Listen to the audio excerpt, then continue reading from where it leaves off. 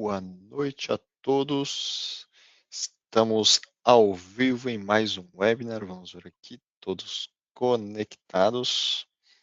Já temos um pessoal conectado aqui conosco: Douglas, Eduardo, Jair, o Harry, Marco Antônio, o Wanderson também conectado com a gente. A gente está no nosso segundo webinar do ano, no mês de junho. Vamos falar aí sobre tendências em refrigeração comercial e industrial. Enquanto o pessoal vai se conectando, eu vou me apresentando até o pessoal chegar, ter mais pessoas conectadas também.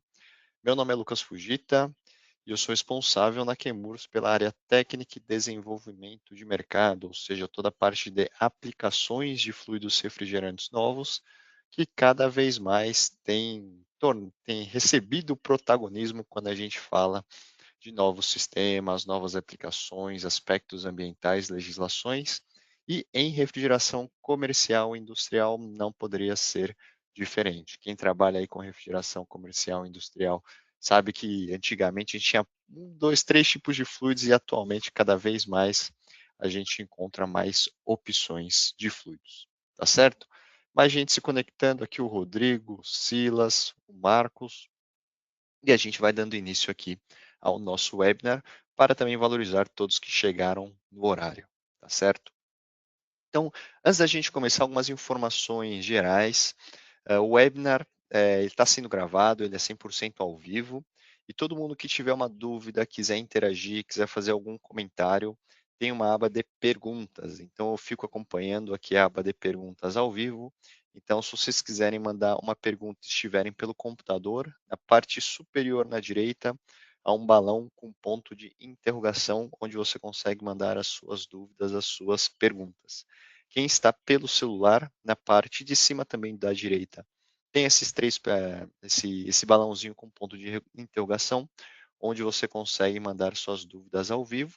A gente vai ter um espacinho para perguntas no final, mas se alguma dúvida for relevante naquele momento, com o tema a gente consegue responder na hora também, tá? Todo mundo que está participando vai receber um certificado online de participação por e-mail automático. Então, todo mundo que está aqui vai receber até o final do webinar esse nosso certificado. E para aqueles que têm amigos que porventura não conseguiram participar, não conseguiram entrar no nosso webinar de hoje, às vezes está vendo o jogo da Copa do Mundo, o webinar está sendo gravado e será disponibilizado em sequência pelo YouTube. Então fiquem tranquilos, o material aqui vai ser sempre muito bom, sempre muito compartilhado para que todo mundo tenha acesso à informação, tá certo?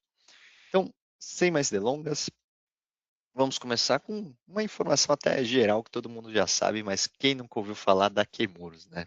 Chemours é a antiga DuPont do segmento de produtos químicos e polímeros também. Então, lá em 2015, a gente fez um spin-off, uma separação da DuPont e fundou o que é a Chemours. Então, tudo que era fluido e refrigerante, agente expansor de espuma, solventes para limpeza industrial, o Teflon, que a gente conhece, do antiaderente, de válvula, de junta de vedação, o-ring, conectores, também é da Chemours, além do dióxido de titânio, que é uma tecnologia usada para tintas brancas, é um pigmento branco muito utilizado na indústria de tintas. Então, esses três segmentos fundaram a Chemours, que é uma empresa americana, hoje 100% independente da DuPont, com sede localizada nos Estados Unidos, e aqui no Brasil a gente tem três principais operações.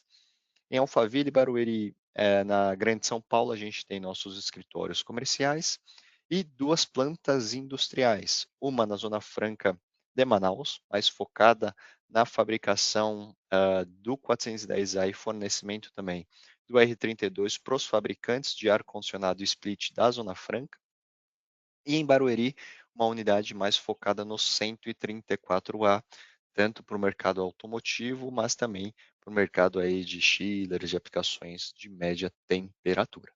Tá certo? Com apresentações burocráticas passadas, vamos para o que interessa. Por que cada vez mais a gente fala de fluidos refrigerantes, de mudanças de projetos, de sistemas, de seleção do meu equipamento? sendo que antigamente a gente tinha um R11, um R12, um R22 e estava tudo certo, né? Todas as aplicações funcionavam, média temperatura, baixa temperatura, resfriados, congelados, climatização, mas a realidade ela mudou, tá?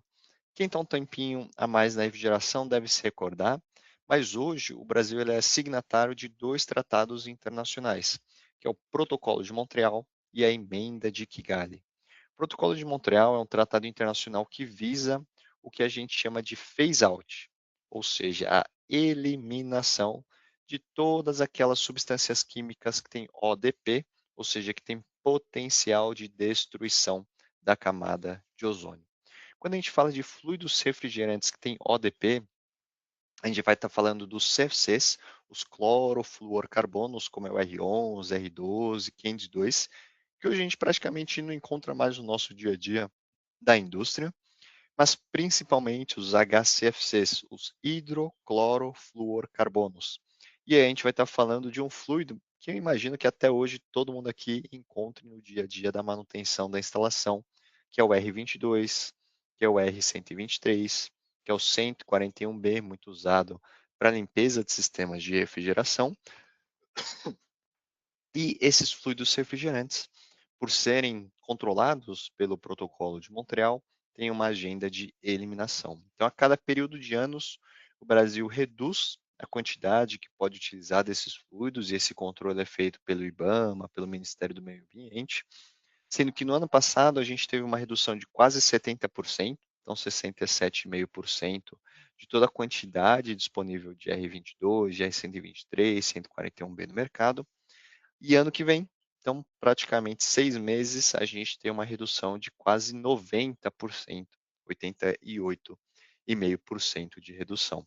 Ou seja, a gente tem uma redução de disponibilidade de R22, 141B, R123 no mercado de quase metade, né? Então, saindo aqui de 2025, 2026 para quase metade aqui em 2027, tá?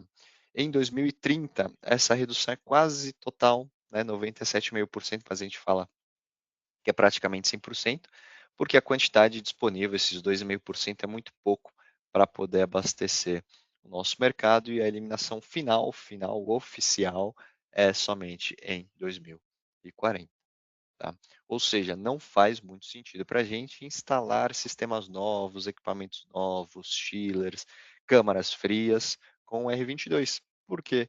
Instalar um equipamento hoje, que muitas vezes tem um tempo de vida de 5, 10, 15 anos, vai estar condenado a ser substituído no curto prazo de tempo. Tá? Em paralelo, o Brasil ratificou também o que a gente chama de Emenda de Kigali.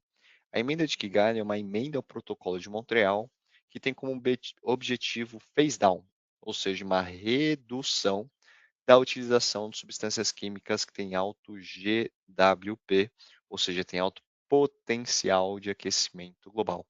Quando a gente fala de potencial de aquecimento global, é nada mais do potencial que uma substância química, no caso o fluido refrigerante, tem de promover o efeito estufa e o aquecimento global quando ele vaza para a atmosfera.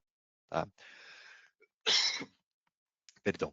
Quando a gente fala de fluidos que têm alto GWP, alto potencial de aquecimento global, a gente vai estar falando principalmente dos HFCs, ou seja, os hidrofluorcarbonos, hoje extremamente utilizados no nosso dia a dia da refrigeração, da climatização, ou seja, um R410A, um R404, um R507, muito utilizado no industrial, em equipamentos inundados, um R134A, ou seja, todos os fluidos mais tradicionais do nosso dia a dia.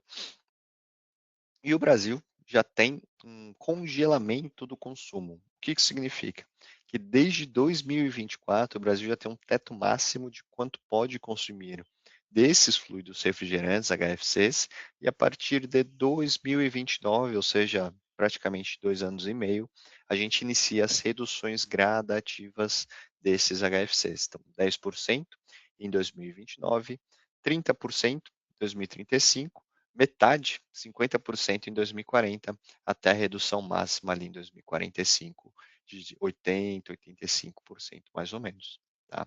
Aí você fala: "Poxa, Lucas, mas eu não trabalho como advogado na área legal, na área de importações, não sou distribuidor de fluido refrigerante. O que que eu tenho a ver com o protocolo de Montreal e com a emenda de Kigali?" Basicamente, essa substituição, essa redução da disponibilidade de alguns fluidos refrigerantes podem ter três principais impactos no seu dia a dia, como instalador, como projetista, como fabricante de equipamentos. O primeiro é o impacto comercial.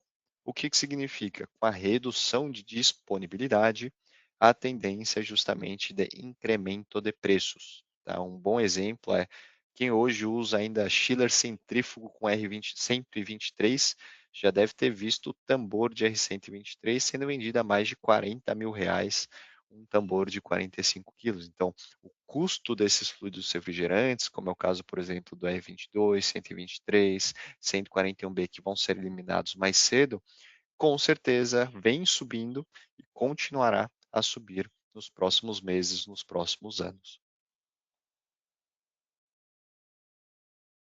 Em paralelo, quem trabalha, presta serviço, faz projeto para empresas que são multinacionais, empresas que têm metas ambientais, que têm uma área de sustentabilidade, cada vez mais essas empresas estão procurando por fluidos que tenham um menor impacto ambiental, ou seja, que não degradem a camada de ozônio e que também tenham um baixo potencial de aquecimento global.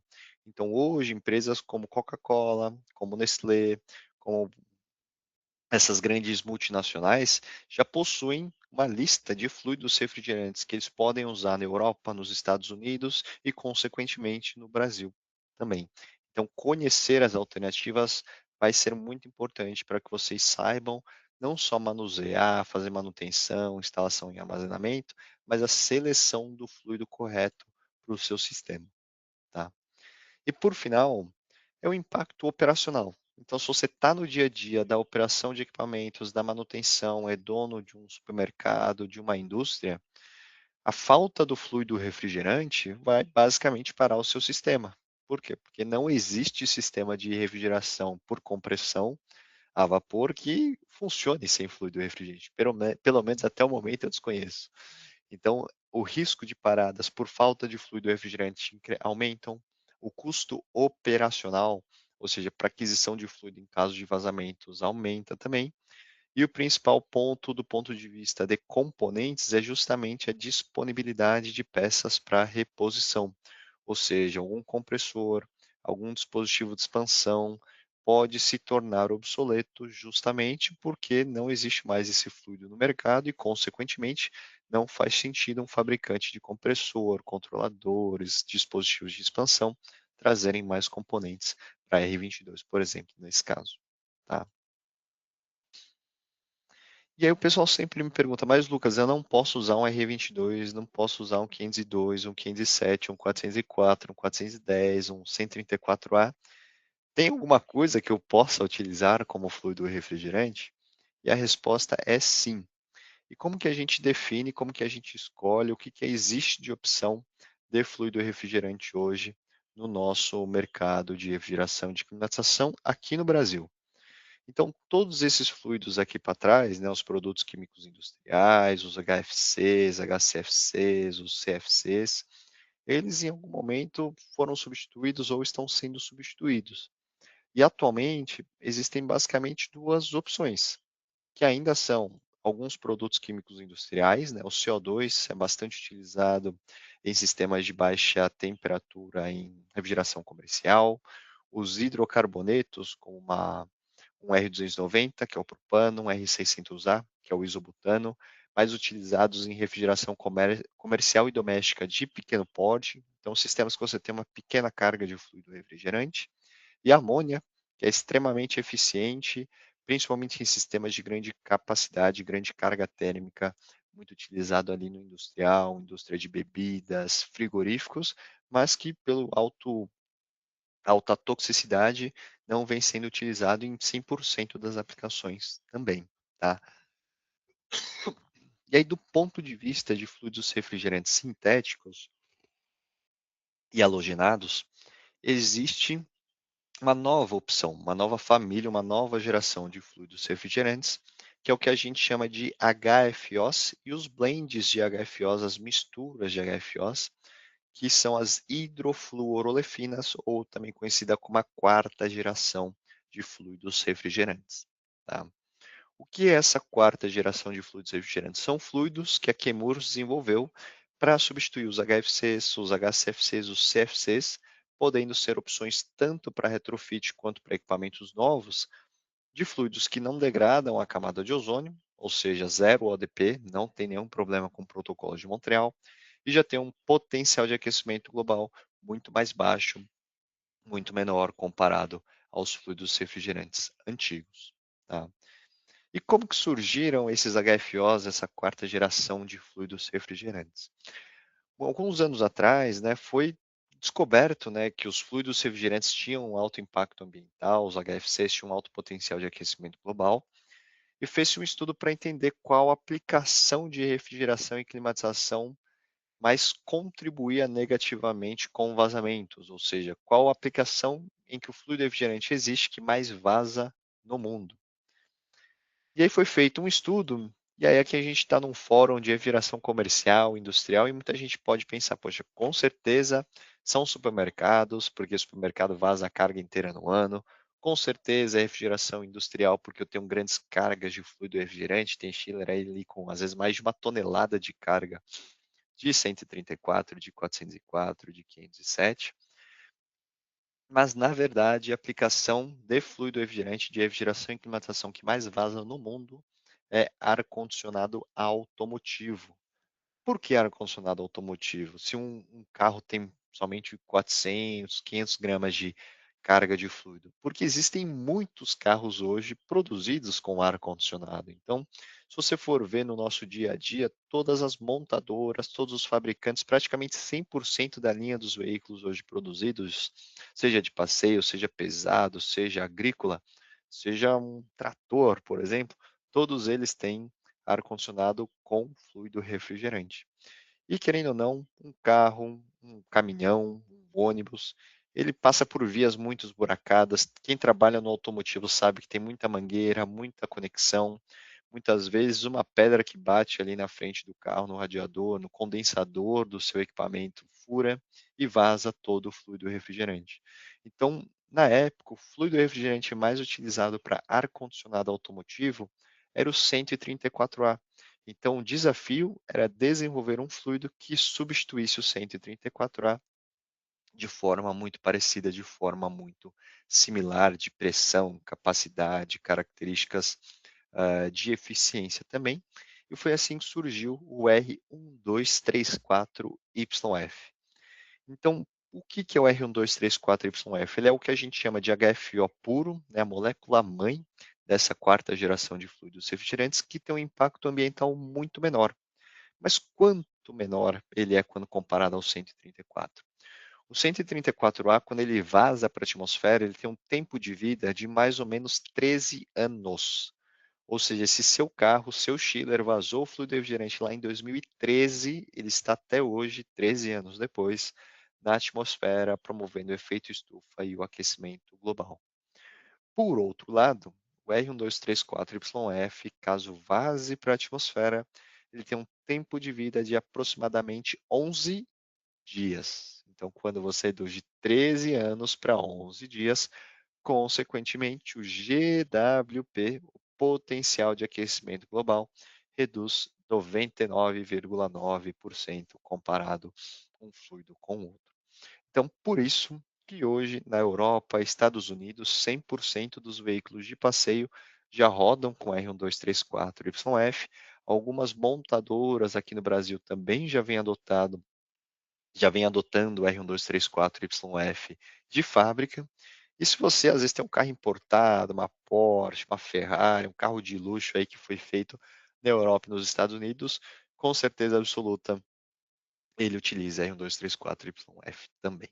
Tá? Então, o que a Chemours fez com essa molécula mãe, com esse HFO? Desenvolveu duas linhas, duas famílias de produtos, que é o que a gente chama de família Option, que é a marca de fluidos refrigerantes, assim como Freon é uma marca da Chemours, Option é uma marca de fluidos refrigerantes mais sustentáveis da Chemours. Tudo que for option da série XP são fluidos mais focados para retrofit, ou seja, você pode utilizar para substituir o fluido refrigerante existente no seu sistema, mantendo mesmo os compressores, condensadores, dispositivos de expansão, com um fluido que já tem um potencial de aquecimento global menor.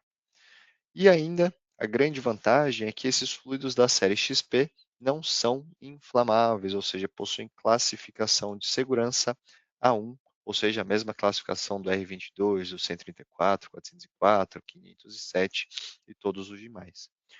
Por outro lado, se você está pensando em trabalhar com um fluido que tem um GWP, um potencial de aquecimento global ainda menor, como é o caso, por exemplo, do 234YF, o melhor vai ser optar pelo fluido refrigerante Option da família XL, porque o XL vem de Extra Low, ou seja, ainda mais baixo GWP, ou seja, fluidos com GWP, às vezes abaixo de 100, 150, abaixo de 10, né, o YF tem um GWP de 1, mas eles são levemente inflamáveis, são A2L, ou seja, eles só podem ser utilizados em equipamentos novos produzidos, fabricados para trabalharem com esse tipo de fluido refrigerante. Tá? Então aqui a gente tem uma tabelinha, né, um resumão para todas as aplicações dos principais fluidos refrigerantes.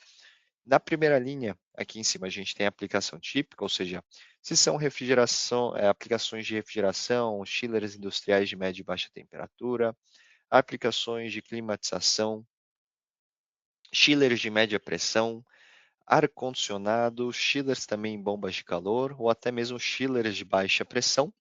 Aqui na primeira linha da tabela, a gente tem os fluidos refrigerantes tradicionalmente utilizados, seja um R22, um 404, um 134A aqui no meio, por exemplo, um 410A ou até o 123, usado nas centrífugas de baixa pressão. E em verde, todos os fluidos que são da série XP, ou seja, fluidos que você consegue fazer a substituição sem substituir 100% do seu equipamento antigo, do seu equipamento anterior. Ou seja, mantém o compressor, dispositivo de expansão, evaporadores, condensadores. Em alguns casos você troca o óleo, mas a grande parte do equipamento ela é mantida. Tá? E em azul, a gente tem os fluidos da série XL, ou seja, aqueles fluidos que já têm um potencial de aquecimento global ainda mais baixo, ainda menor, e que são levemente inflamáveis, são A2L, ou seja, só podem ser utilizados em equipamentos projetados para trabalharem com ele. Tá? No nosso fórum de hoje, mais focado em refrigeração comercial e industrial, a gente vai falar principalmente dessa família aqui da primeira coluna. Por quê? Porque os fluidos hoje mais utilizados nessas aplicações de refrigeração comercial e industrial são o R22, 404 e 507. Em paralelo, tem alguma coisa também ali com 134A para chillers de média temperatura, que a gente vai comentar principalmente dos substitutos para essas duas aplicações. Tá? Para a gente ter um grau de comparação, para vocês terem uma ideia, um 404 ele tem um GWP de praticamente quase 4.000. Um XP40, que é o substituto para retrofit, esse GWP já cai de 4.000 para a faixa aí de 1.200, 1.300. E um Option XL20, como é o 454C, esse GWP já cai abaixo de 150, já cai ali para 146. Então vejam que a tendência dos fluidos refrigerantes novos, dos fluidos refrigerantes substitutos, é de ter cada vez mais um potencial de aquecimento global menor. Tá? Então a gente vai comentar agora um pouquinho dos fluidos refrigerantes mais utilizados na nossa aplicação de refrigeração comercial e industrial, começando pelo XP10, que é o 130, é o substituto do 134A. O XP10, ele é o R513A, ele é um blend também, uma mistura de R134A e R1234YF, né, a molécula mãe de HFOs, que tem um GWP já 56% menor do que o 134A, e a grande vantagem é que ele também não é inflamável, ou seja, tem a mesma classificação de segurança do 134. Então, hoje, muitos fabricantes de chillers, né, uma Trane, uma Carrier, uma Mecalor, uma Daikin, já possuem chillers vindo de fábrica com R513A, com Option XP10, justamente porque o projeto do equipamento, o dimensionamento, as pressões de operação são muito similares. E se você tem um equipamento já em operação com 134A e está procurando por um fluido que tem um GWP mais baixo, certamente o XP10 vai ser a melhor opção hoje disponível no mercado. Tá? É um fluido que já foi testado, já foi homologado pelos fabricantes de todos os compressores, dispositivos de expansão, né, uma Danfoss, uma Copland, uma Bitzer, uma Dourin, justamente porque já está no mercado há um bom tempo, Europa e Estados Unidos já usa até como padrão, e algumas aplicações de refrigeração comercial interessantes para quem trabalha com supermercados é a utilização do XP10, por exemplo, para a condensação do CO2 subcrítico. Então, sistemas que usam 134A e CO2 podem ser substituídos pelo XP10 com CO2 também. Então, há essa retrocompatibilidade de projetos também. Para o segundo fluido, a gente tem o XP40. O XP40 é o que a gente chama aí de sucesso de substituição.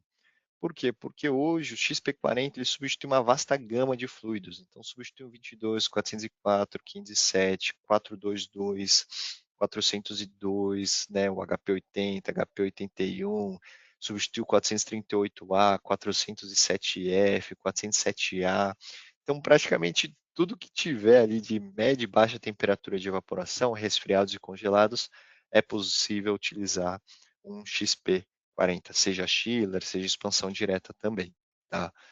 E quais são as vantagens? Ele também é um fluido que tem um GWP mais baixo, então cerca aí de 27, 30% menor do que o R22 e 67% menor do que um 404A ou 507. Do ponto de vista de desempenho, ele é muito próximo ao R22.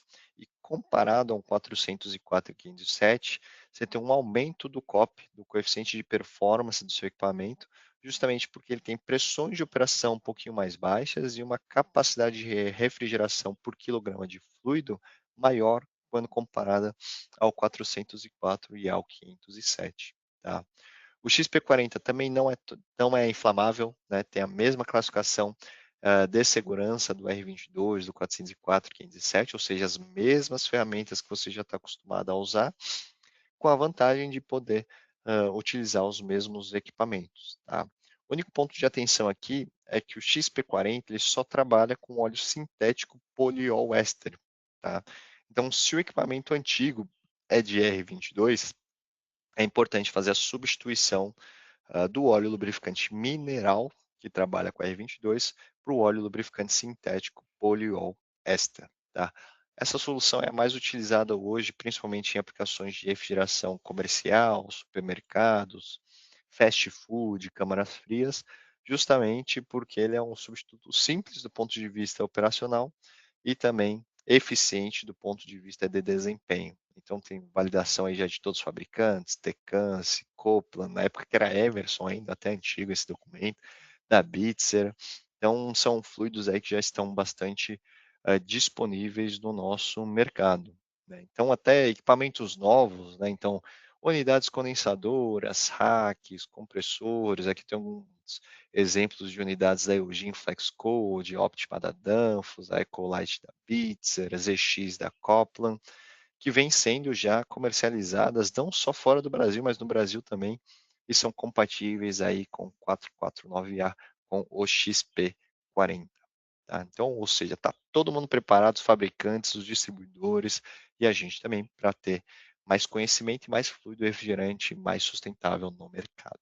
Tá? E por fim, o terceiro fluido aí que eu gostaria de comentar com vocês, que é um pouquinho mais recente, um pouquinho mais novo, é o Option XL20. Esse cara, ele é o famoso R454C, que tem um GWP abaixo de 150, ou seja, 92% menor que um R22, 96% mais baixo que um R404A. E por que que ele vem sendo utilizado? Em aplicações de refrigeração comercial e industrial na Europa e nos Estados Unidos, há uma certa tendência de selecionar um fluido refrigerante com GWP abaixo de 150. E abaixo de 150, o fluido que melhor desempenha da família de fluidos refrigerantes sintéticos halogenados é justamente o 454C. Então ele lembra muito as pressões de operação de um R22, por exemplo, mas com um COP bem elevado quando comparado a um 404, a um 507, tá? Hoje no Brasil a gente já tem até fabricantes de sistemas de refrigeração comercial e industrial com R454C sendo utilizado de fábrica para equipamentos novos, justamente porque ele é um fluido refrigerante A2L levemente inflamável, tá? A gente vai comentar um pouquinho disso mais para frente, mas fabricantes aqui no Brasil, como Plotter Hacks, como a Superfrio, como a Perfil Refrigeração, a própria Coplan tem unidades condensadoras EX para fluidos refrigerantes A2L. Então, os fabricantes já têm disponibilizado máquinas para o mercado com R454C com Option XL20, justamente por conta desse baixo GWP aliado com um alto desempenho, tá?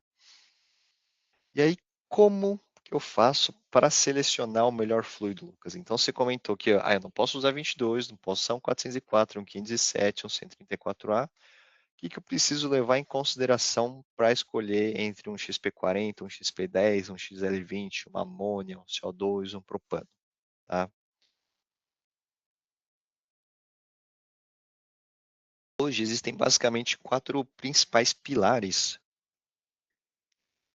que a gente gosta de comentar quando fala de pré-requisitos para a seleção de um fluido refrigerante, tá?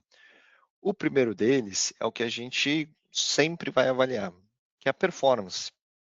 Ou seja, se aquele sistema que eu estou dimensionando, que eu estou escolhendo, ele vai trazer primeiro a capacidade de refrigeração requerida, se dentre as opções ele oferece a melhor eficiência energética para aquele meu regime de operação. Por exemplo, ninguém aqui vai usar um R410A para um ultracongelador a menos 78 graus Celsius. Tanto é que não existe equipamento usando 410A para um ultracongelador, né? Então, a seleção do fluido do ponto de vista de performance vai muito de como aquele fluido melhor se adapta para cada tipo de operação, para cada tipo de regime de sistema e também a qualidade do fluido refrigerante que ele é utilizado. O segundo pilar é o pilar da sustentabilidade. Por quê? Como a gente comentou, existem empresas que não deixam mais você instalar um fluido, um sistema novo, com 410, 404, 134A, 507, muito menos R22.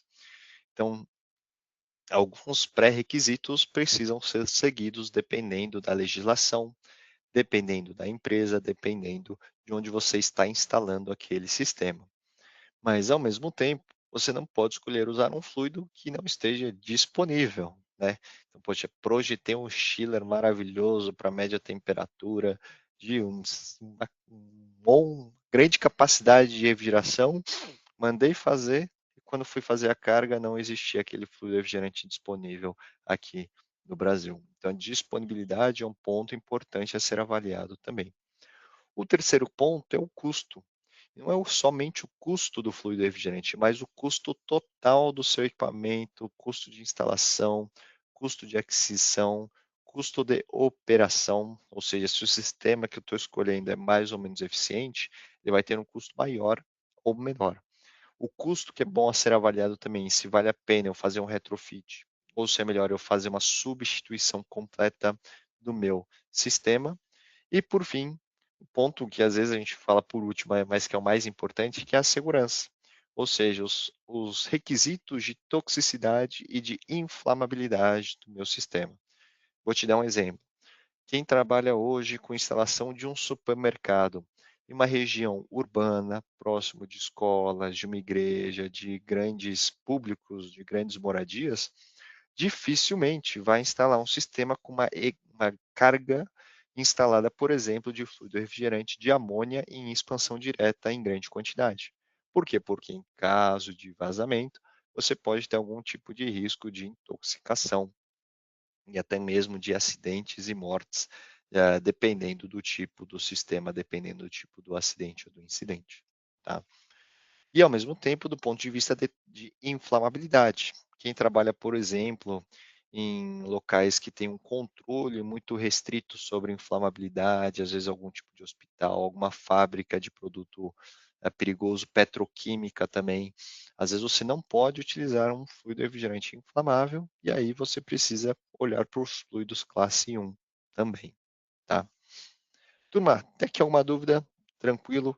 Fiquem à vontade para mandar perguntas no nosso chat, tá? Então, quem está pelo computador e pelo celular, tem uma aba aqui na parte superior, na direita, justamente para você mandar suas perguntas, caso vocês tenham, tá?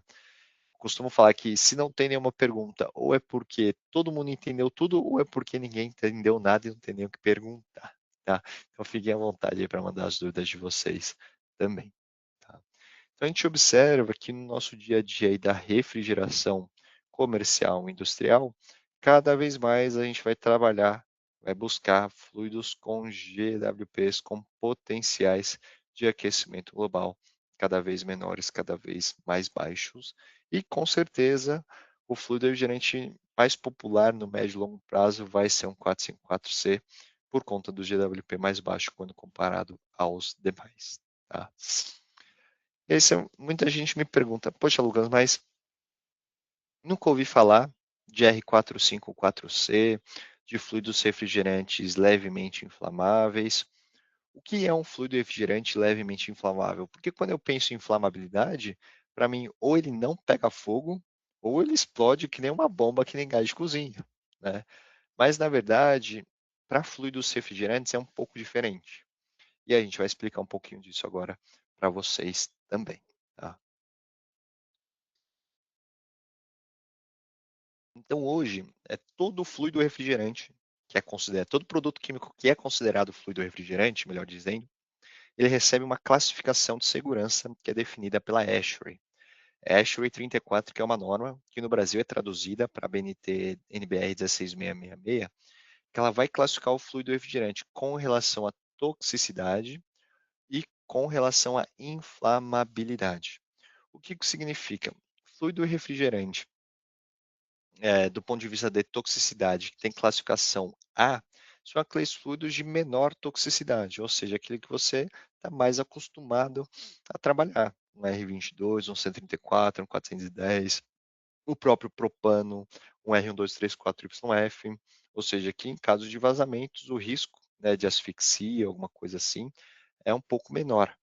Porém, quando a gente fala de fluidos refrigerantes classe B, são aqueles fluidos de alta toxicidade, ou seja, que em caso de vazamento você pode ter algum risco maior à saúde e à segurança, tá? O primeiro deles, que o pessoal mais das antigas deve se lembrar, é o R123, e quem trabalha no industrial com certeza deve se lembrar da amônia, do R717. Toxicidade às vezes é um pouquinho mais fácil de entender, mas o que a gente às vezes não sabe é que existem níveis, existem graus de inflamabilidade. Fluido refrigerante classe 1 é aquele conhecido popularmente por não inflamável, ou seja, aquele fluido que não propaga chama. Fluidos que são 2L, 2 ou 3 são fluidos levemente inflamáveis, o 2L, 2 são os inflamáveis e o 3 os altamente inflamáveis. Classe 2L é o que a gente comentou, 123.4YF, 454C, amônia, até mesmo o R32, então quem está instalando equipamento novo de ar-condicionado, um split, por exemplo, com certeza está instalando equipamento novo hoje com R32, que é um fluido A2L que é levemente inflamável. Classe 2 é, por exemplo, um transdicloroetileno, um R152A, e o classe 3, que é o altamente inflamável, basicamente os hidrocarbonetos, como é o caso do propano e do isobutano, tá? Tecnicamente, a diferença de um A2L para um classe 3 ou classe 2 é que o 2L tem uma velocidade de propagação de chama muito baixa, abaixo de 2 centímetros por segundo. Eu já vou mostrar um pouquinho mais à frente em vídeo o que é essa diferença de velocidade de propagação de chama, mas a ideia é mostrar que existem parâmetros técnicos que fazem com que um fluido refrigerante tenha de fato um grau de inflamabilidade menor do que o outro, tá? Mas por que que a gente está migrando para fluidos refrigerantes classe 2L, classe 2, classe 3 e não mantendo os fluidos refrigerantes classe 1? Justamente porque quando a gente quer trabalhar com fluidos que tenham um GWP mais baixo, consequentemente, o grau de inflamabilidade, ele aumenta naturalmente. A molécula tende a se tornar mais inflamável, mais instável no meio ambiente e, consequentemente, a gente tem fluidos com graus de inflamabilidade mais elevados. Tá? Nesse vídeo eu tenho basicamente duas botijas, né, uma de um fluido refrigerante classe 2L e um fluido refrigerante classe 3 na direita, e uma mangueira conectada a um maçarico com um rapaz fazendo umas faíscas. Então você vê que o fluido refrigerante classe 2L ele é de difícil ignição, ou seja, é o que a gente chama de uma chama preguiçosa. Ele até sai uma fumaça branca aqui, mas não é aquela chama que se mantém. É uma chama que no final das contas ela acaba se apagando sozinho por ser muito fraca, por ter uma velocidade de propagação de chama muito pequena. Por outro lado, quando a gente fala de fluido refrigerante classe 3, né, como é o caso dos hidrocarbonetos, na primeira faísca que você já tem uma chama forte, né, uma chama vigorosa, ou seja, o risco do ponto de vista de segurança é muito maior para fluidos refrigerantes classe 3 do que fluidos refrigerantes classe 2L. Tanto é que os fluidos refrigerantes classe 2L têm tido uma aceitação no mercado de projeto, de instalação, de manutenção, muito melhor do que os fluidos refrigerantes classe 3 do ponto de vista de segurança. Tá? Eu tenho mais um vídeo aqui para mostrar, que é justamente esse comparativo de velocidade de propagação de chama. Então, aqui na esquerda tem um fluido refrigerante classe 1, né, um 404A, no meio, um fluido refrigerante classe 2L, um 454A, que é o XL20, é um outro fluido refrigerante. O classe 3 aqui na direita, que é o caso do propano. Então o vídeo ainda está escuro, quando eu der play, vocês vão ver que aqui vai gerar uma faísca e ver quão inflamável é aquele fluido refrigerante. Então vamos lá. Então na esquerda o 404, no meio o R454A, 12L, e na direita um fluido refrigerante classe 3, que é o propano. Então vejam que a partir da ignição, o fluido refrigerante classe 1 nem pega fogo, o fluido refrigerante classe 2L pega fogo, é inflamável, mas é muito devagarzinho e a chama se extingue sozinha. E o fluido refrigerante classe 3 pega fogo e passa super rápido, ou seja, tem a velocidade de propagação de chama mais elevada. Tá? Então, observem que são testes feitos de fato nos laboratórios. A Chemours tem um laboratório nos Estados Unidos que faz justamente esses testes e validações com os fluidos refrigerantes para justamente entender as classificações de segurança de cada fluido também. Tá? Mas aí muita gente pergunta, Lucas, isso é teste de laboratório, né? O que isso implica na prática? Ou seja, se eu instalar lá um expositor, né, um refrigerador, um rack, um chiller com fluido refrigerante classe 2L ou fluido refrigerante classe 3, não fiz manutenção direito, deixei vazar o fluido refrigerante e alguém estava ali fazendo uma solda, uma abrasagem, o que pode acontecer do ponto de vista da segurança? E aí, a gente gravou justamente esse vídeo para mostrar a diferença de um fluido refrigerante classe 2L para um fluido refrigerante classe 3. Tá? Na esquerda, a gente tem um vazamento, aqui, não sei se dá para ver no vídeo, mas é um vazamento de 1,2 kg de 454C, nesse caso, XL20, fluido refrigerante classe 2L. Você consegue ver uma pequena chama aqui queimando bem devagarzinha, bem lentamente, com uma baixa energia. E do lado direito, você tem 500 gramas de propano, ou seja, menos da metade da carga, né, no 454C, mas que por ser altamente inflamável, o risco que você tem de segurança no caso de um vazamento, de um trabalho a quente, de uma solda, uma abrasagem sem recolhimento do fluido refrigerante, é muito maior, é muito mais elevada. Por isso que é muito importante a gente conhecer o fluido refrigerante que a gente está trabalhando, para que a segurança seja sempre prioridade na nossa operação, na nossa manutenção. Tá? E Lucas, como que eu faço para mitigar os riscos? Ou seja, já entendi que eu preciso trabalhar com fluido de baixo GWP, que ele vai ser levemente inflamável, ou até mesmo altamente inflamável, como é o caso do propano, mas não nesse caso. A gente vai trabalhar ele com E454C. Como que a gente consegue fazer com que o meu sistema seja mais seguro?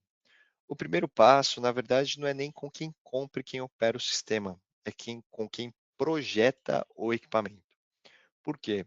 Aqui eu trouxe alguns exemplos de normas, né, que a indústria, os fabricantes de equipamentos de sistemas usam para se guiar do ponto de vista de projeto e instalação, tá? Então essas duas primeiras normas são as normas mais focadas em fluido refrigerante. Então essas normas definem qual que deve ser a composição de um R454C, um R134A, um R22, um 410, do ponto de vista de contaminantes, ou seja, quanta umidade pode ter, quantos gases não condensáveis, quantos sólidos, resíduos de óleo podem existir naquele fluido refrigerante, assim como a segurança, né, se ele é inflamável, não é inflamável, é tóxico, não é tóxico.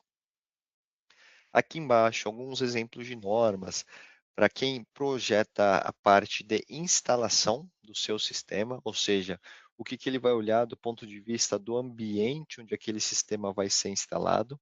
Então, nos Estados Unidos é utilizado como referência a ASHRAE 15, na Europa a N378 e internacionalmente, inclusive aqui no Brasil, a tradução da ISO 51049, das 4 partes que englobam essa norma, tá? Então ali vai ter alguns dados com relação a medidas de mitigação, detecção de vazamentos, sistemas de exaustão, instalação de tubulações, enquanto que para quem projeta o equipamento, ou seja, o fabricante daquele rack, daquela unidade condensadora, daquele chiller, ele acaba seguindo as normas IEC, ZNs ou Ls da família 60335, traço 289 se for refrigeração, traço 2, traço 40 se for climatização. Então aqui são alguns exemplos, existem uma infinidade de normas que a gente pode seguir, né, dentro do nosso ambiente da refrigeração e da climatização para justamente garantir a segurança na operação antes de instalar aquele equipamento. Tá? Mas se no seu caso você está fazendo manutenção e instalação, o que você consegue observar para saber se aquele equipamento é seguro, se você pode trabalhar com aquele fluido refrigerante? Então, a primeira forma é ler. Ler o quê? Ler a embalagem, ler as informações, lerem as características indicadas na embalagem daquele produto e também no equipamento, no rack, na unidade condensadora. Tá? Então, os fluidos refrigerantes que não são inflamáveis, vocês vão ver tanto na caixa quanto na FDS, não é nem mais FISP, que precisa atualizar aqui também, que o principal risco é de ser um produto aí com um cilindro pressurizado, enquanto que nos fluidos inflamáveis você terá também a característica aqui do foguinho, da chama, para mostrar que aquele fluido é inflamável, altamente inflamável ou levemente inflamável. Tá? Então, ou seja, a leitura da indicação da embalagem precisa ser realizada da mesma forma para que você utilize o fluido correto no seu sistema. Tá? No final das contas, eu costumo comentar que existem 4 estratégias de mitigação de riscos, que são as normas, que a gente já comentou, ou seja, normas de fluidos, de projetos e instalações, de equipamentos, de sistemas, e 3 outras características, que o primeiro é o que eu chamo de detecção, ou seja, se um sistema que trabalha com fluido refrigerante A2L, ou até mesmo A3, ou fluidos refrigerantes classe B, é muito comum a gente encontrar nessas instalações detectores de vazamentos. Por quê? Porque você não quer que aquele fluido vaze no seu ambiente, não somente porque você vai estar com um problema ali de segurança, né, de vazamento do fluido refrigerante, mas também operacional, né? Um risco de vazamento é redução de capacidade, aumento do consumo de energia. Então, riscos, né, de paradas operacionais. Então, detectores de vazamento são muito utilizados principalmente atrás de evaporadores em câmaras frias, utilizado dentro do chiller quando ele está instalado, por exemplo, num ambiente fechado, numa sala de máquinas fechadas. E esses detectores de vazamentos contêm automações com válvulas de bloqueio, com sistemas de segurança para pararem a operação do equipamento em caso de detecção de um vazamento. A segunda medida de mitigação é a ventilação. O que é a ventilação? Para você ter uma atmosfera explosiva, você precisa ter um vazamento de uma quantidade considerável daquele fluido refrigerante, ou seja, uma concentração mínima, que é o que a gente chama de limite inferior de inflamabilidade. Ou seja, se naquele ambiente, por exemplo, numa casa de máquinas fechadas, você tem ventilação, exaustão, circulação de ar e renovação natural suficiente para garantir que, mesmo em caso de um vazamento, você não tem uma atmosfera explosiva, também é uma medida de mitigação daquele sistema. Um exemplo muito comum de fabricantes é quem produz unidades condensadoras, chillers que ficam em ambientes abertos, externos, né? Então o condensador fica junto da unidade compressora. É muito comum no sistema de automação daquele chiller, em vez dele ligar o compressor logo de cara, ele acionar primeiro os ventiladores do condensador para ventilar toda aquela área, todo aquele equipamento, toda aquela região que porventura vazou o fluido enquanto o equipamento estava parado antes da partida do sistema.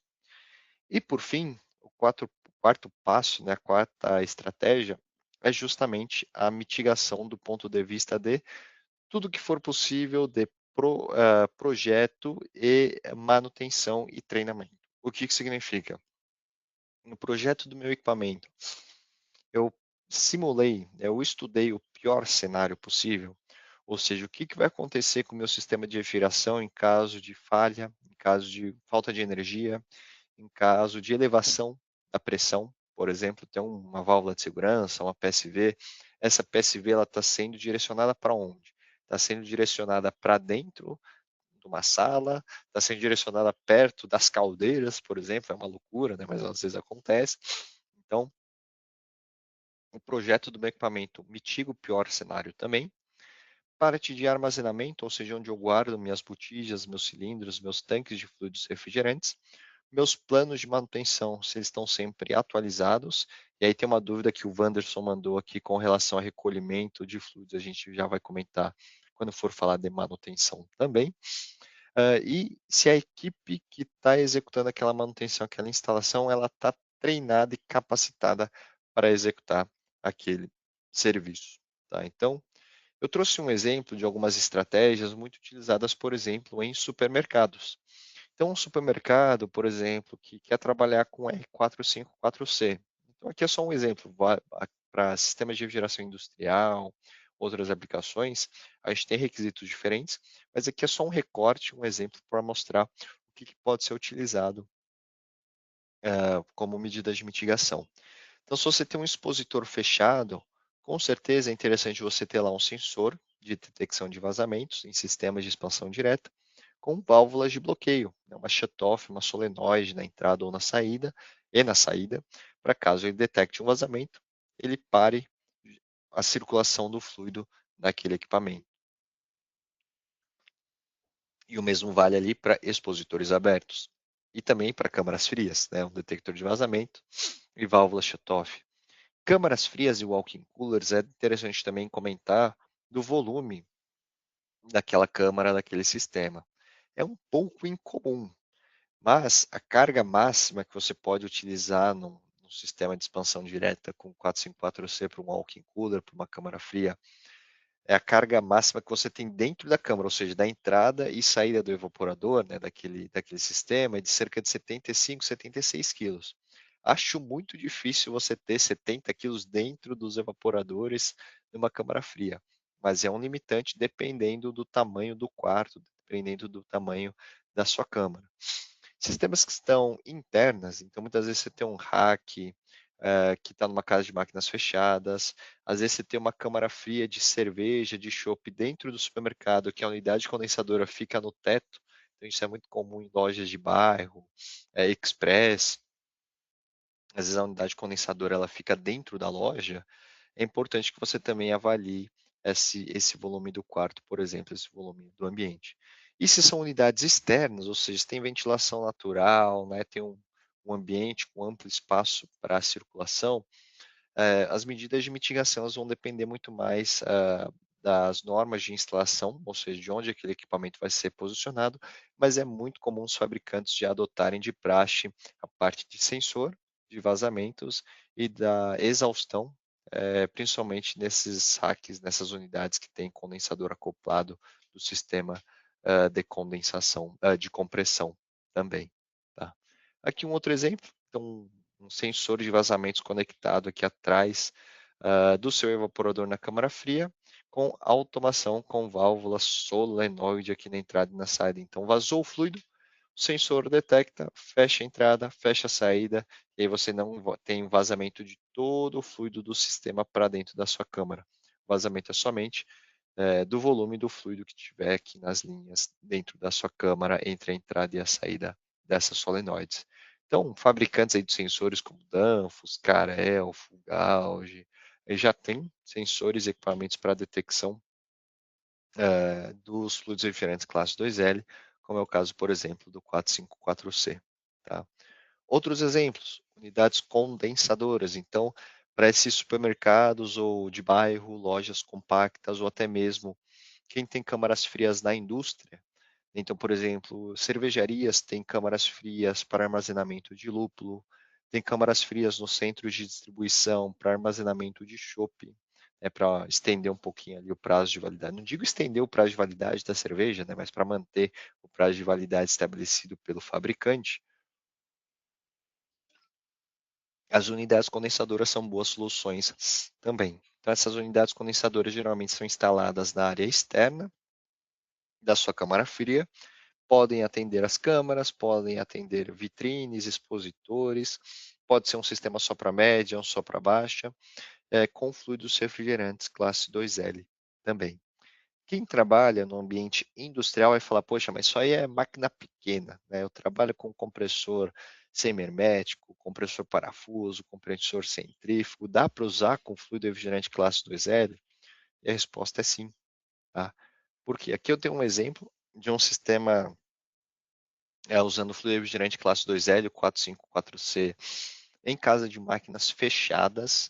Então, nesse sistema, você tem 3 compressores semi-herméticos da Bitzer, um sensor de vazamentos aqui da Inficon, conectado com um sistema de exaustão, porque nesse caso dessa fábrica, dessa indústria farmacêutica, os sistemas aqui de compressão ficavam numa casa de máquinas fechada, então você não tinha ventilação natural.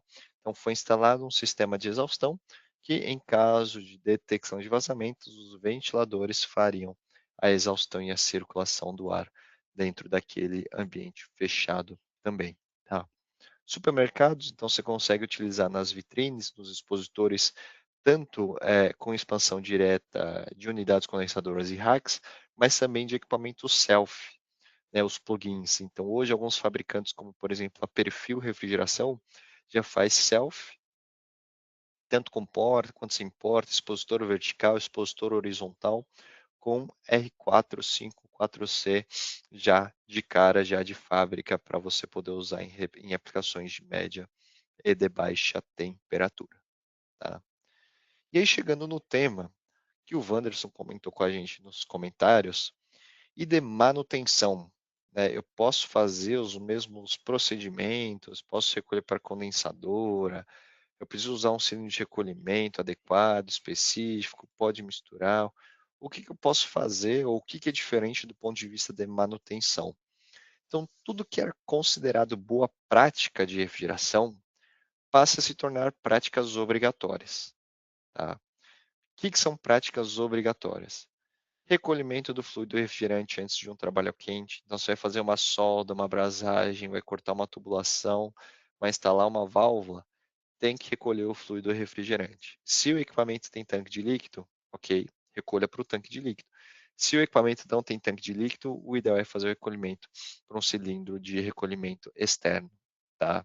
É importante nesses equipamentos a gente também purgar a linha com nitrogênio antes da manutenção. Ou seja, para eu garantir que mesmo depois de fazer o recolhimento, com a puxada, né, a empurrada no nitrogênio, estou tirando os possíveis resíduos residuais ali de fluido e refrigerante.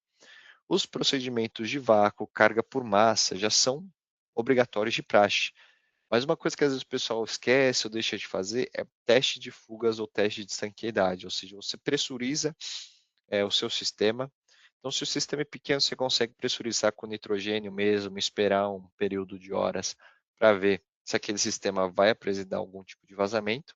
Se você tem um sistema industrial, um sistema grande, linhas muito compridas, é muito comum o pessoal usar aquela mistura de 5% de hidrogênio misturado com nitrogênio, e sensor de detecção de hidrogênio para você encontrar esses vazamentos caso existam. Por quê? Porque o nitrogênio misturado com hidrogênio, nessa proporção aí bem baixa de hidrogênio, é muito mais barato do que você usar fluido refrigerante, claro, e é mais fácil de você detectar com o detector de vazamentos, porque se você só pressurizar só com nitrogênio, você não vai conseguir encontrar esse nitrogênio com detector de vazamentos. Então, esse teste de estanqueidade é extremamente importante, porque para sistemas com fluidos refrigerantes classe 2L, você jamais quer que haja um vazamento futuro naquela instalação, naquele equipamento.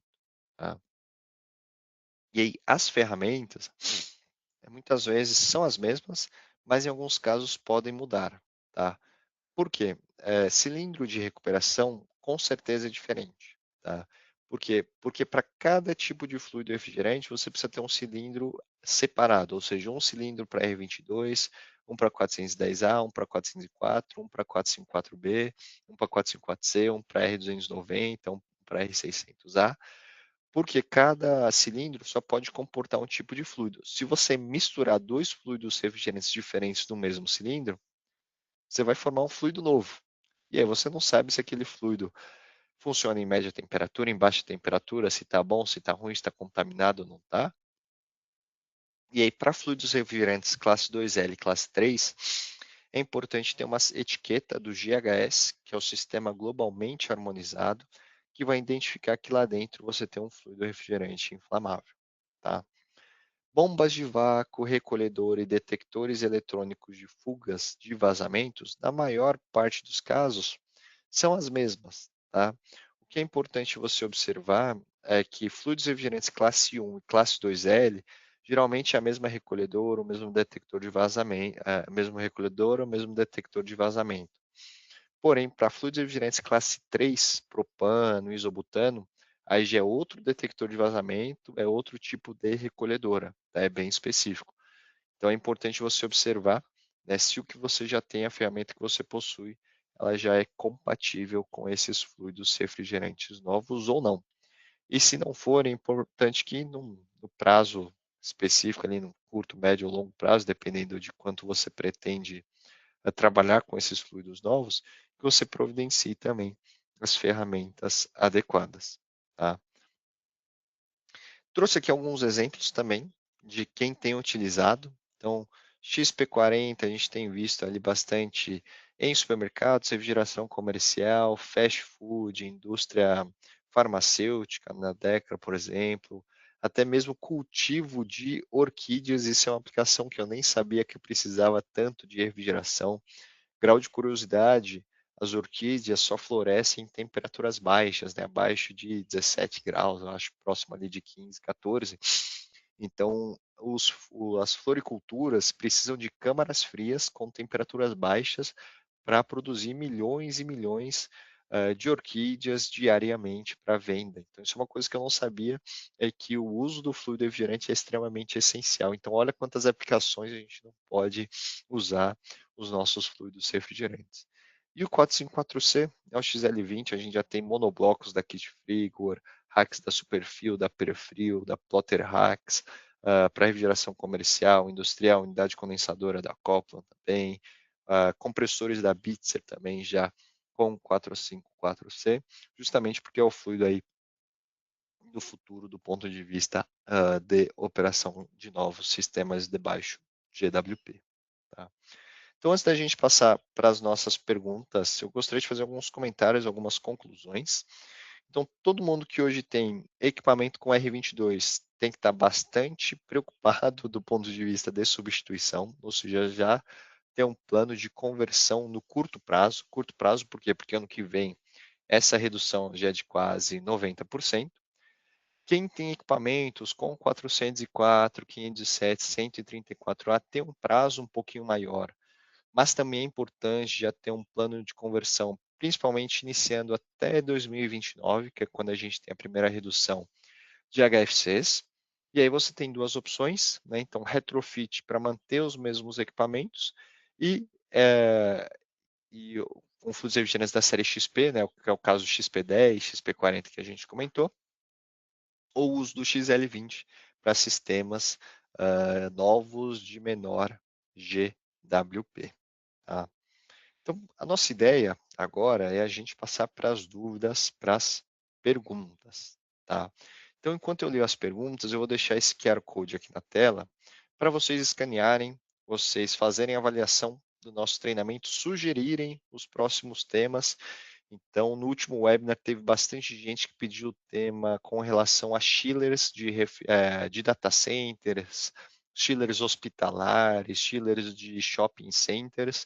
Então, a gente vai colocar na nossa agenda já uma palestra somente para falar sobre chiller, mas se você quer falar sobre transporte refrigerado, automotivo, alguma outra dúvida, manda para a gente aqui no QR Code também, tá?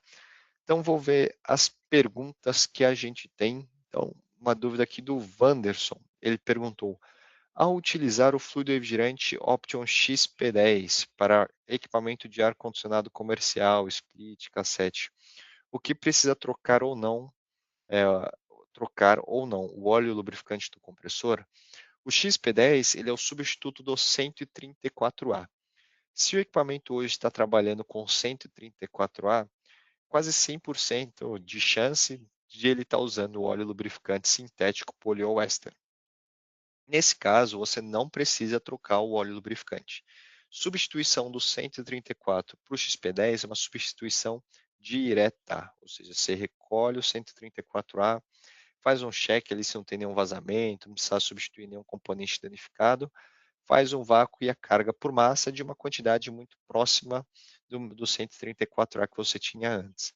Qual é essa quantidade? No retrofit, a gente recomenda iniciar fazendo uma carga de 80% da carga original, ou seja, se o equipamento tinha ali 10 kg de fluido refrigerante, você recolheu esses 10 kg de 134A, carrega inicialmente com 8 kg do XP10 e a carga final fica pelos ajustes de superaquecimento e subresfriamento.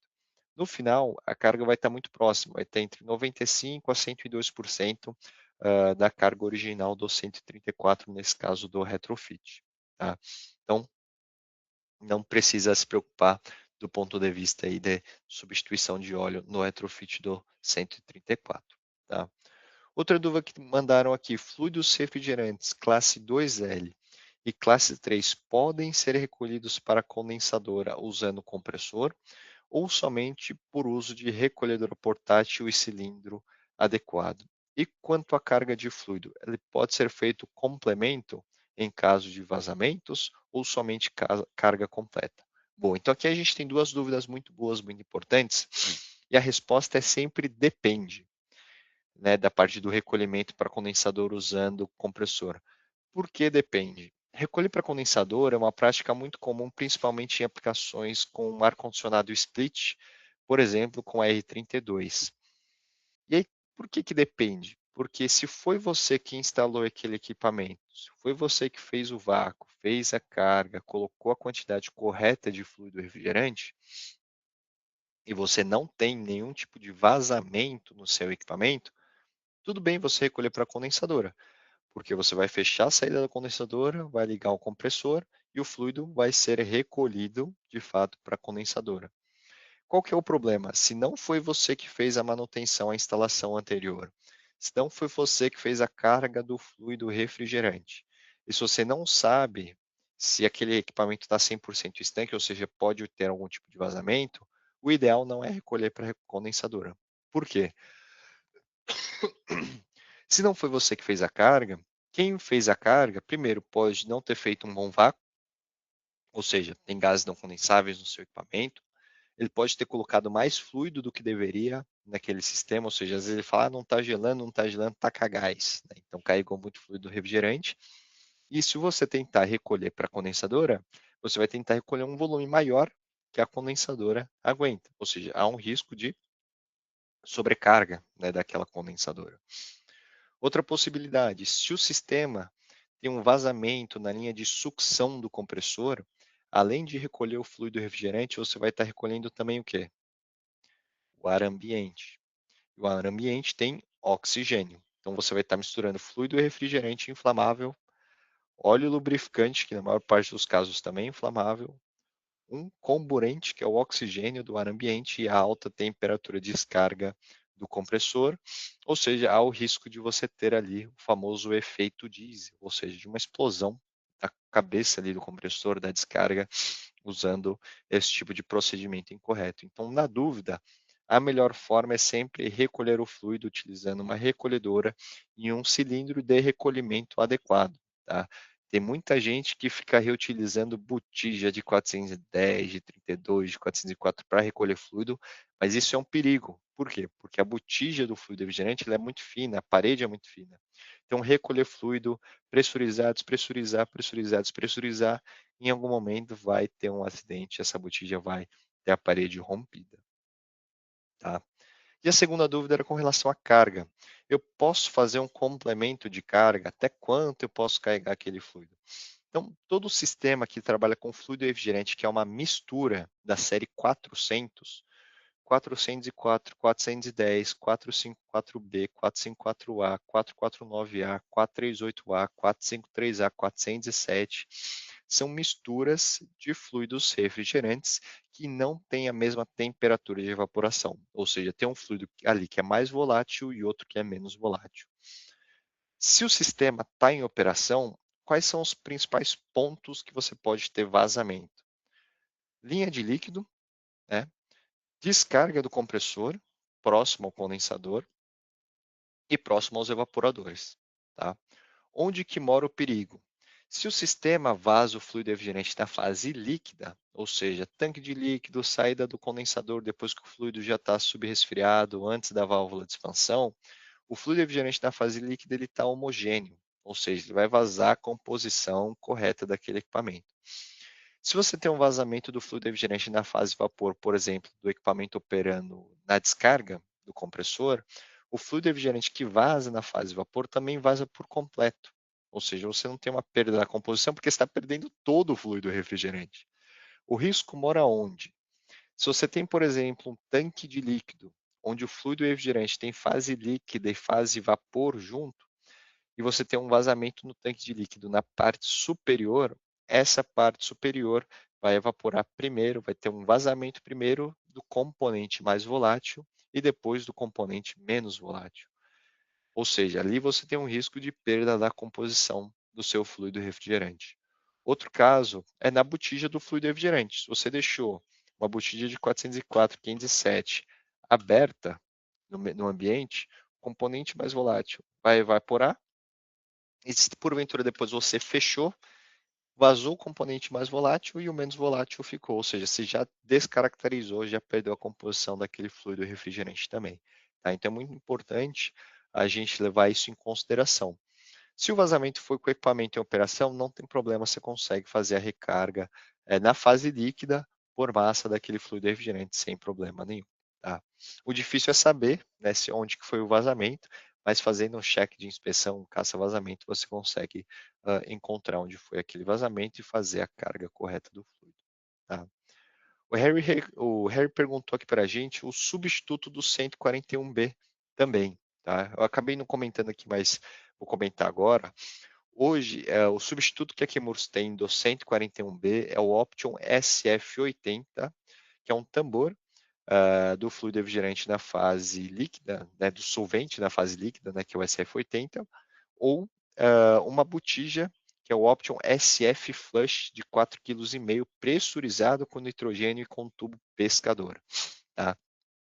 O Option SF80 e o SF Flush, na composição, eles são os mesmos produtos, mas eles são mais eficientes do que o 141B do ponto de vista de limpeza. Ele tem um poder de limpeza comparado ao 141B de cerca ali de acho que 70% mais alto, ou seja, se consegue remover mais óleo, mais sujidade com uma menor quantidade de produto, comparando o 141B com o SF80 ou SF Flush. Tá? Então você pode procurar na lista de distribuidores da Chemours. A gente tem um site que chama Onde Comprar, né, da Freon e Option, e aí lá você consegue encontrar um distribuidor que tenha tanto o SF80 quanto o SF Flush, tá? Outra dúvida que a gente tem aqui, se os filtros secadores utilizados para os fluidos refrigerantes classe 2L e classe 3 são os mesmos para os fluidos refrigerantes classe 1. Aqui é sempre legal a gente confirmar com o fabricante do filtro secador, mas de maneira geral são os mesmos, porque a função do fluido do filtro secador, ele não interagir com o fluido refrigerante e somente absorver a umidade. Então, aquele filtro secador, ele não vai ter nenhum tipo de interação, algum tipo de choque, sei lá, térmico ou atrito com o fluido refrigerante que possa ser algum tipo de risco do ponto de vista de inflamabilidade, justamente porque o filtro secador ele só vai querer reter principalmente a umidade, em alguns casos a acidez, partículas sólidas do fluido refrigerante. Mas a gente sempre fala, na dúvida, olha ali na etiqueta, na tabela de compatibilidade dos filtros secadores, porque geralmente o filtro secador ele fala assim, é compatível com fluidos HFCs, HFOs, HCFCs, compatível com fluidos refrigerantes hidrocarbonetos, compatível com fluidos refrigerantes CO2 e amônia. Então, cada ali fabricante de filtros tem uma recomendação diferente, tá? Outras dúvidas que a gente tem aqui também, o Márcio perguntou com relação ao XP40, se é possível utilizar também em industrial de baixa temperatura. Sim, Márcio, é possível utilizar o XP40 também em aplicações industriais de baixa temperatura, tá? Hoje até algumas indústrias de alimentos, de bebidas, a própria Unilever utiliza o XP40 em compressores parafuso de baixa temperatura para substituir o equipamento antigo que operava com R22. É o mesmo equipamento, mas trocou o fluido refrigerante e o óleo lubrificante. Tá? Aqui é uma dica que é para quem está no webinar até agora. Quem está pelo computador tem uma aba ali em cima na direita de materiais. Na aba de materiais, você consegue fazer download dos 3 boletins informativos, do XP10, XP40 e XL20. Quem está pelo celular, na aba dos 3 pontinhos de mais, você clica, tem acesso também ao item chamado materiais. No item de materiais, você também consegue acesso a esses 3 boletins informativos em português do XP10, XP40 e XL20 para download. Tá? Se você porventura está vendo esse webinar gravado no futuro pelo YouTube, fica tranquilo que se você entrar em option.com.br, você também consegue achar os boletins informativos ali disponíveis. Tá? Última dúvida aqui para a gente fechar, dúvida do Caio com relação à substituição de R22. Há alguma outra recomendação para ser feita além do óleo? Existe sim uma recomendação que é muito importante para retrofit de R22, que é a substituição de juntas de vedação e O-rings. Por quê? Quem trabalha com R22, sistemas que operam com R22, as juntas de vedação e de O-ring, elas tendem a dilatar por conta do R22. Ou seja, o R22 está em operação, está em contato, uma junta, um O-ring de Teflon, de borracha natural, de Viton, né, o popular Viton, eles absorvem o cloro do R22 e dilatam, ou seja, ele estufa. Como ele estufa no seu equipamento, ele está aumentando a vedação, né? Não tem nenhum problema. Porém, quando você tira o R22 e põe qualquer outro fluido refrigerante no lugar, pode ser o XP40, o XP10, um R404, um 507, um 134, seja o que for, o que acontece é que esse junta de vedação em seu ring ele contrai, ou seja, ele perde a forma, perde a vedação. Então, válvula Schrader, que tem O-ring lá dentro, é legal trocar quando você for fazer o retrofit, algum tipo de manutenção. Algumas válvulas que você tem substituição do conjunto interno, que tinha ali vedações de Teflon, é legal trocar por outras novas. E é importante comentar que você não precisa ter uma vedação nova com um material específico. Pode ser o mesmo material que você usava antes. Então, se era borracha natural, usa borracha natural. Se era Teflon, usa Teflon também. O importante é somente você se prevenir para que futuramente não tenha nenhum tipo de novo vazamento por conta desses orinhos, por conta dessas vedações. Quem é mais das antigas deve se lembrar que isso acontecia também em retrofit de R12 para MO49 Plus, para MP39, alguma coisa assim, justamente por conta dessas juntas de vedação e de orinhos que interagiam com o R12 e também interagem com o R22. Tá? Recados finais então, turma. Hoje a gente está fechando o nosso segundo webinar, falando aí sobre tendências em refrigeração comercial e industrial. No próximo mês, a gente vai estar focado um pouco mais no segmento de climatização, splits, VRFs, VRVs, que estão sendo comercializados aqui no Brasil com R32. Agosto, um pouquinho aí de chillers para data centers. Setembro, manutenções dicas de manutenção de fluido refrigerante. Em outubro, o procedimento de fato de retrofit. Tá? Eu vi aqui tem mais uma dúvida que chegou agora no finalzinho, do Marcos, com relação à troca de óleo lubrificante, se será na mesma proporção. E a resposta é sim. Tá? Como que a gente recomenda fazer a troca do óleo lubrificante? O fabricante, ele geralmente recomenda uma especificação de viscosidade do óleo lubrificante.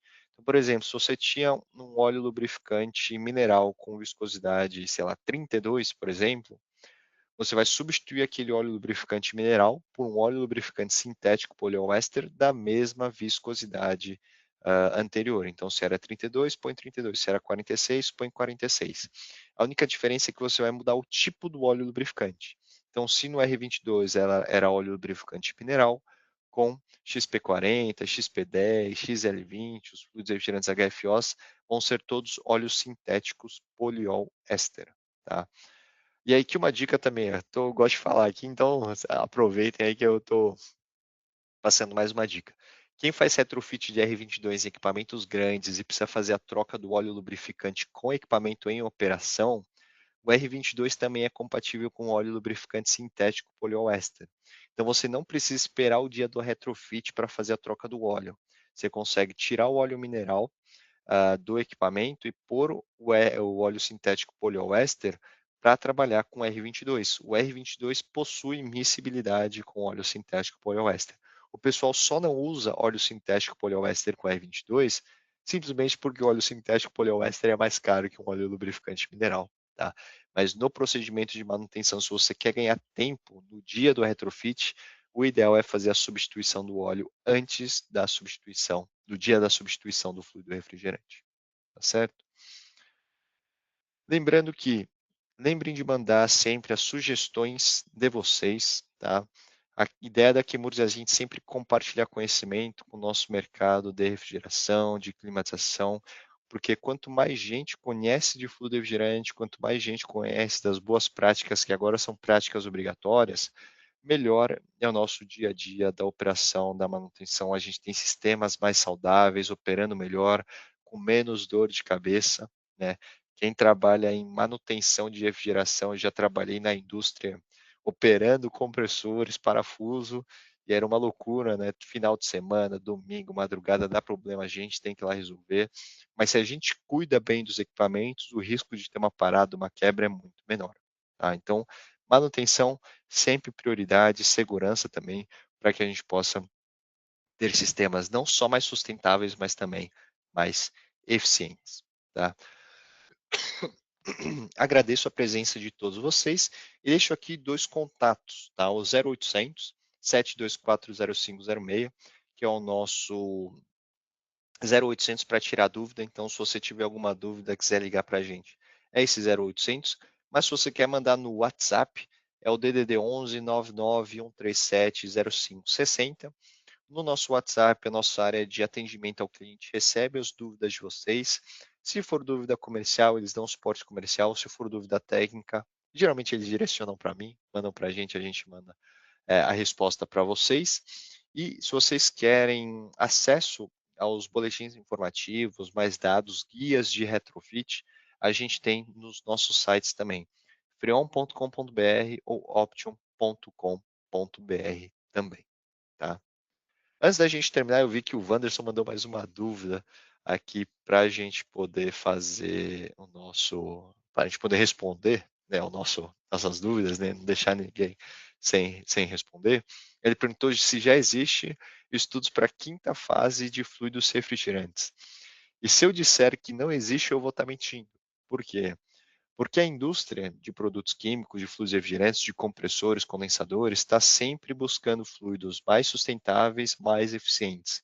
Então, hoje, o Chemours tem laboratórios de desenvolvimento de novos fluidos lá nos Estados Unidos, em parceria com fabricantes de compressores, de trocadores de calor, de dispositivos de expansão, justamente para poder ser utilizado no futuro, né. Então, hoje a gente está falando de um 454C, de um 449, mas eles vêm sendo desenvolvidos há pelo menos 20 anos na nossa indústria de refrigeração, de climatização, de produtos químicos, tá. Então, com certeza, novos fluidos virão e quanto mais conhecimento a gente tiver, melhor será para todo mundo, tá.